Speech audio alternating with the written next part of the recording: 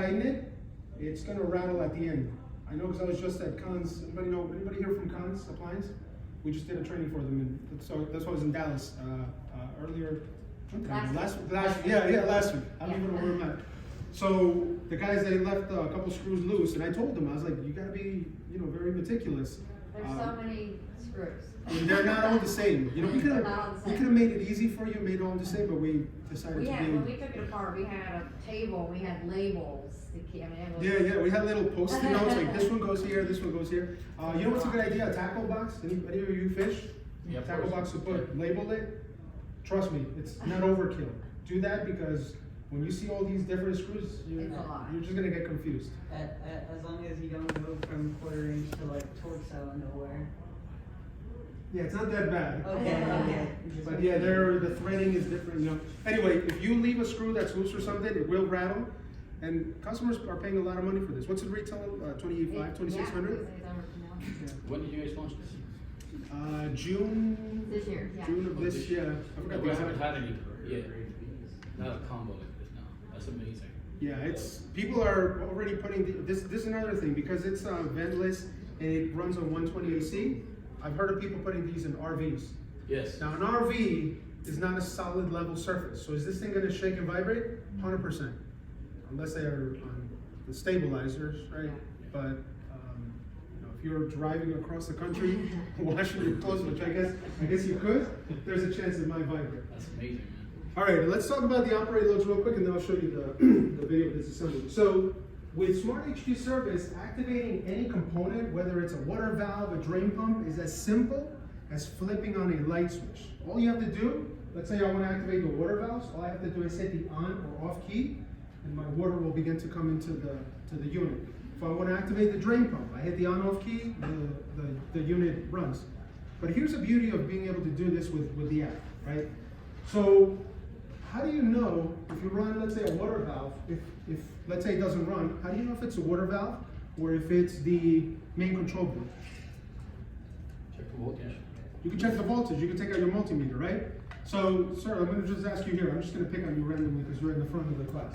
If I select my hot water valve here on the app, and the hot water valve no water comes out, what's the problem with the washer?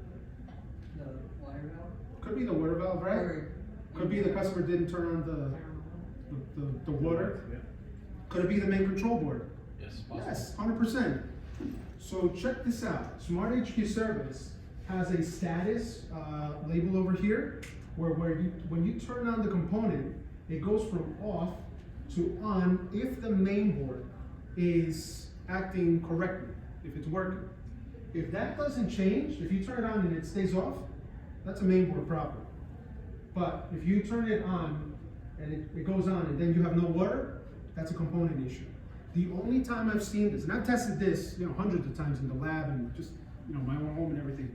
The only time I've seen this give me, I guess, a false result is when it's a wire harness issue.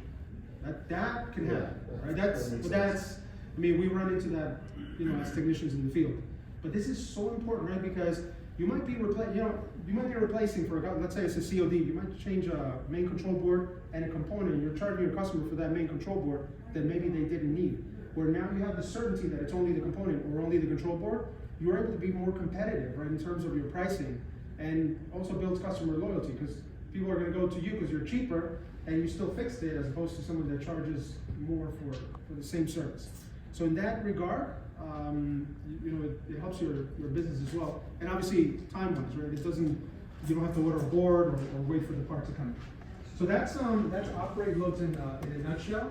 And then if you hit this little hamburger button up here, for those of you that have the tool, it will display other component data so that you know that potentially maybe if the unit, let's say it's giving you a no drain condition or a no fill condition, it could have absolutely nothing to do with the water valve or the drain pump and everything to do with the pressure sensor. How do you test the pressure sensor on a GE washer? Anybody can tell me? I heard its feedback. You heard its feedback? It's a frequency. It's a frequency, right? How do you test the frequency? I guess you could take out your meter, pop it in there, and I don't know, maybe put a speaker or something. I don't know. There's different ways, right? you never have to worry about that because we'll tell you with the pressure sensor in inches how much water is going in. So as the water is filling, this value right over here, inches, is gonna start to rise. And as it's draining, this value will drop.